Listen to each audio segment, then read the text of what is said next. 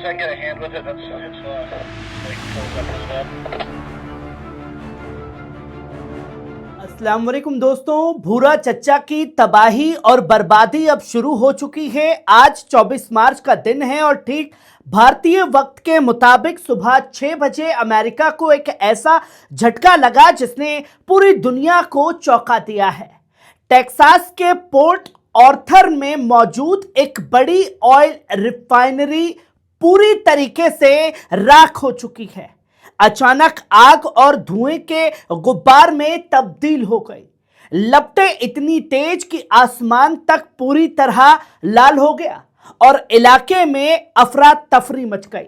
अब सवाल यह है, ये आग आखिरकार कैसे लगी?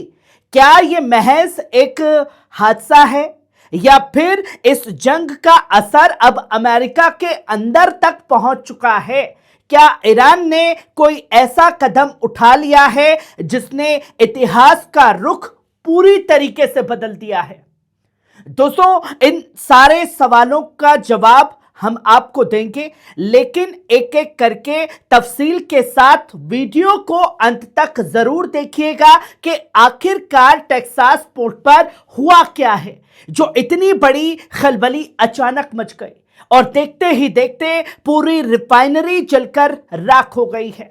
सबसे पहले ये जानिए ये जगह है कहां। दोस्तों, ये घटना हुई है अमेरिका के टेक्सास राज्य में पोर्ट ऑर्थर नाम के एक इलाके में। यह जगह कोई आम शहर नहीं है, बल्कि अमेरिका का सबसे अहम पोर्ट माना जाता है। यहां पर अमेरिका का ऑयल और गैस हब में से एक बड़ा प्रोजेक्ट है। यहां मौजूद वलेरो रिफाइनरी रोजाना करीब 4,35,000 बैरल कच्चा तेल प्रोसेस करती है। यानी ये सिर्फ अमेरिका के लिए एक प्लांट नहीं है, बल्कि अमेरिका की एनर्जी सप्लाई का एक बड़ा स्तंभ भी है। और अगर ऐसी जगह पर आग लगती है तो उसका असर सिर्फ लोकल नहीं रहता दोस्तों, बल्कि ग्लोबल लेवल पर भी महसूस होता है। और अब सवाल यह है, क्या हुआ मौके पर? कैसे अचानक ये इतनी बड़ी आग जो है भड़क गई? रिपोर्ट्स कहती है कि शाम के वक्त एक जोरदार धमाका हुआ। धमाका इतना जबरदस्त था कि आसपास के लोगों ने बताया गाड़ियों के शीशे तक हिल गए जो वहां से गुजर रहे थे। इसके बाद आसमान में धुएं का एक बड़ा गुब्बार उठा और पूरे इलाके में सड़े अंडे जैसी बदबू फैल गई। यह तस्वीर दुनिया के सामने आई। यह बदबू अक्सर केमिकल या गैस लीकेज का इशारा देती है, जिससे लोगों को सांस लेना मुश्किल हो गया। यानी मामला सिर्फ आग का नहीं है, बल्कि अंदर कुछ बड़ा गड़बड़ होने का शक भी पैदा करता है कि आखिर यह इतनी बड़ी आग लगी कैसे। इस पर प्रशासन क्या कर रहा था? प्रशासन क्या कह रहा है? फायर डिपार्टमेंट और पुलिस ने तुरंत लोगों को अलर्ट किया, इलाके को पूरी तरह खाली कराया क्योंकि जहरीली गैस फैल चुकी है। खासतौर पर शहर के वेस्ट साइड में रहने वालों को कहा गया कि घर के अंदर रहें, बाहर ना निकलें। एक क्वालिटी चेक की जा रही है और पूरे इलाके को मॉनिटर किया जा रहा है। शुरुआती बयान में यह कहा गया है कि शायद किसी हीटर यूनिट में खराबी आई हो, पर यह जांच का विषय है। लेकिन अभी तक कोई पुख्ता वजह जो है इस आग की सामने नहीं आ पाई है।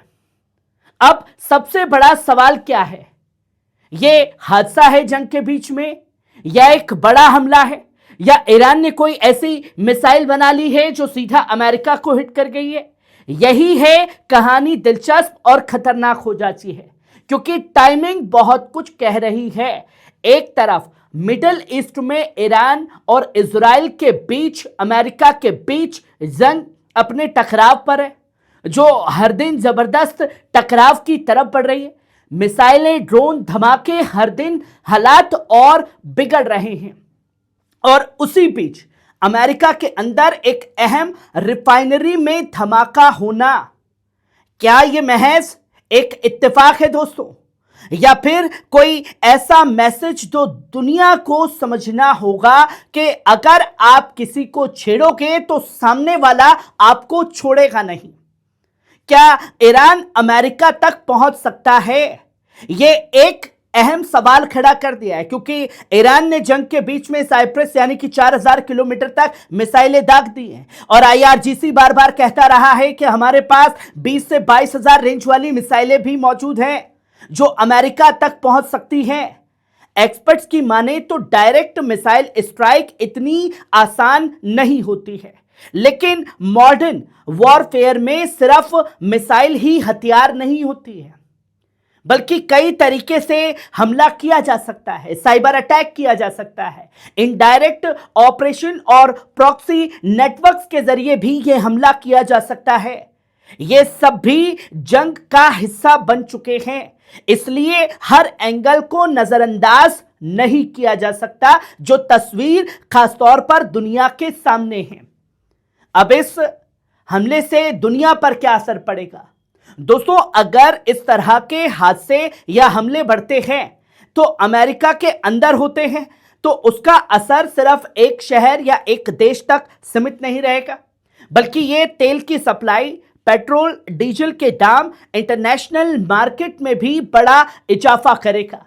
सब कुछ प्रभावित हो सकता है, महंगाई दर बढ़ सकती है और अगर जंग का दायरा दिन बर दिन बढ़ता गया तो पूरी दुनिया इसकी चपेट में आ सकती है। यह जंग भड़काने से पहले भूरा चचा और उनकी नाजायज औलाद बेंजामिन नेतन्याहू को सोचना चाहिए था।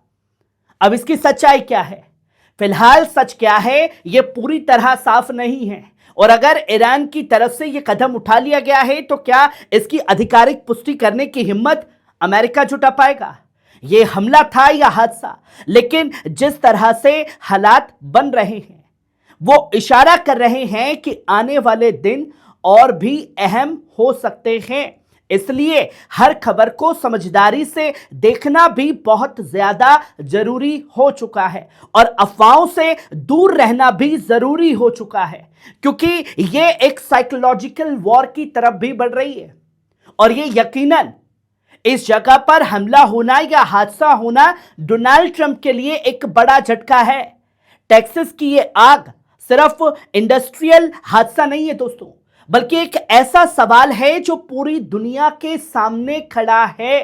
क्या जंग अब सीमाओं को पूरी तरह पार कर चुकी है? क्या सुपर पावर भी अब सेफ नहीं रहा? और सबसे बड़ा सवाल आखिरकार यही है, आगे क्या होने वाला है? खबर कैसी लगी कमेंट बॉक्स में आकर के अपनी राय जरूर दीजिएगा। मैं आपका दोस्त नदीम अकरम, तब तक के लिए खुश रहिए, आबाद रहिए, सलामत रहिए। ये थी आपकी खबर, आपका भरोसा।